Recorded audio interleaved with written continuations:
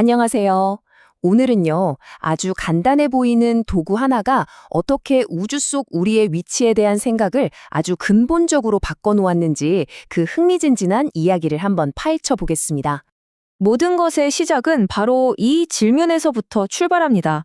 아니, 어떻게 아이들이 가지고 노는 장난감 같은 게 인류의 우주관을 송두리째 바꿀 수 있었을까요? 그 여정을 지금부터 함께 따라가 보시죠. 이 위대한 여정, 사실 밤하늘이 아니라 바로 우리 눈앞에서 시작됐어요. 별을 올려다보기 전에 우리는 먼저 바로 앞에 있는 세상을 더 선명하게 보는 법부터 터득해야 했거든요. 모든 위대한 발견은 이처럼 아주 작은 필요에서 시작되니까요. 그러니까요, 더 잘 보고 싶다는 이 단순한 욕구가 수세기에 걸쳐서 렌즈 기술을 발전시킨 거죠. 14세기 이탈리아에서 한 수도사가 처음 안경을 만들었을 때만 해도 이게 어디까지 갈지 누가 알았겠어요. 그러다 16세기가 되면 노인분들을 위한 필수품이 되고 마침내 17세기 네덜란드에서 장인들이 렌즈 연마 기술을 거의 예술의 경주로 끌어올리면서 이제 거대한 도약을 위한 모든 준비가 끝난 겁니다.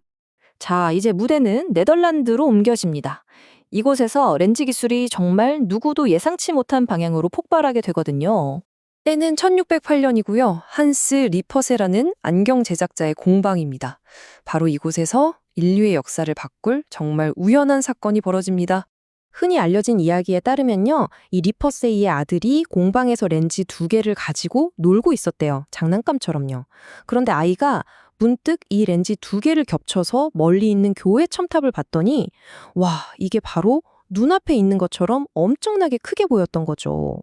바로 이 발견에서 영감을 얻은 리퍼세이가 긴 통 양끝에 렌즈를 하나씩 고정시켜서 멀리 있는 물체를 가까이 당겨볼 수 있는 도구를 만들어냅니다.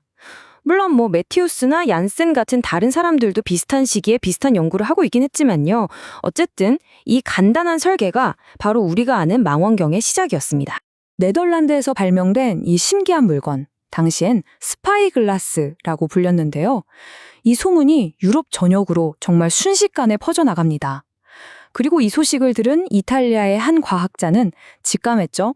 아, 이건 그냥 멀리 보는 물건이 아니다. 이 안에는 훨씬 더 위대한 가능성이 있다. 네, 바로 갈릴레오 갈릴레이입니다. 근데 여기서 진짜 중요한 점은 갈릴레오가 그냥 네덜란드에서 만든 걸 베낀 게 아니라는 거예요.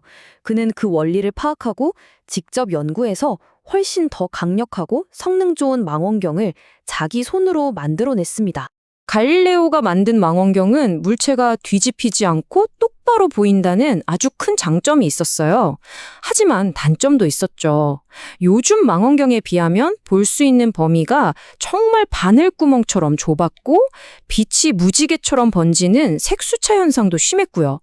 훌륭했지만 아직 완벽하진 않았던 겁니다.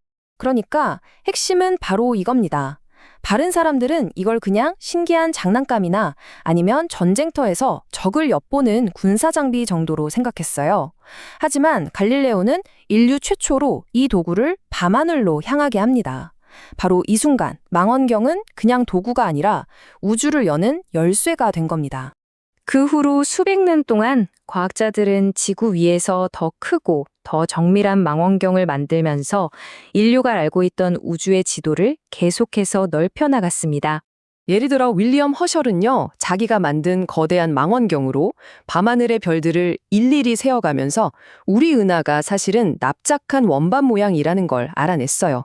그리고 1781년에는 새로운 행성, 천왕성을 발견하면서 우리가 알던 태양계의 크기를 순식간에 2배로 넓혀버렸죠. 시간이 흘러 20세기가 되면 팔로마 천문대의 망원경 같은 어마어마한 장비들이 등장합니다.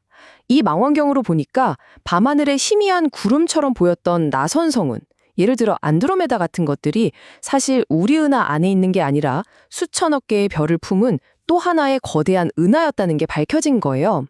이걸 섬우주라고도 부르죠. 이 발견들 덕분에 우리가 생각했던 우주의 크기는 말 그대로 폭발적으로 커졌습니다. 그리고 마침내 다음 단계의 거대한 도약이 시작됩니다. 지구에서 보는 건 한계가 있었거든요. 뿌연 대기 때문에요. 그래서 과학자들은 생각했죠. 아예 대기 밖으로 우주로 망원경을 쏘아 올리자. 그렇게 인류는 허블 우주 망원경이라는 정말 강력하고 새로운 눈을 우주라는 최전선에 갖게 된 겁니다. 이제까지는 상상만 했던 우주의 맨 얼굴을 직접 목격할 시간이 온 거죠. 허블이 보내온 사진들은 정말 경이로움 그 자체였죠. 독수리 성운에 있는 저 유명한 창조의 기둥 사진 보셨죠? 그게 바로 별들이 태어나는 거대한 요람이라는 걸 보여줬고요. 별의 탄생부터 초신성이 되어 장엄하게 폭발하는 죽음의 순간까지 우주에서 벌어지는 온갖 드라마를 우리 눈앞에 생생하게 펼쳐 보였습니다.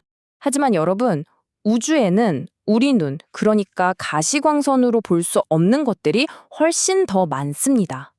그래서 스피처 우주 망원경이 등장합니다. 이 망원경은 적외 선이라는 또 다른 눈으로 그동안 먼지 뒤에 숨겨져 있던 우주를 보기 위해 우주로 향했습니다. 스피처가 보여준 우주는 정말 완전히 새로운 세상이었어요. 미래의 행성을 만들 재료가 될 우주 먼지들이 우주 공간에 가득 차 있다는 걸 보여줬고요. 거대한 블랙홀 주변에서 먼지들이 폭풍처럼 휘몰아치는 모습도 포착했죠. 심지어 짙은 먼지 구름 속에 꽁꽁 숨어서 태어나고 있던 아기 별들의 모습까지. 이게 바로 그동안 우리가 보지 못했던 우주의 진짜 모습이었습니다. 자, 지금까지의 여정을 쭉 돌아보니까 어떠세요?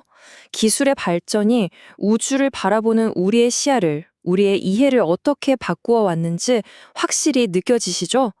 이제 이 위대한 탐험의 막바지에 이르렀습니다. 결국 이 문장 하나가 오늘 이야기의 모든 것을 말해주는 것 같아요.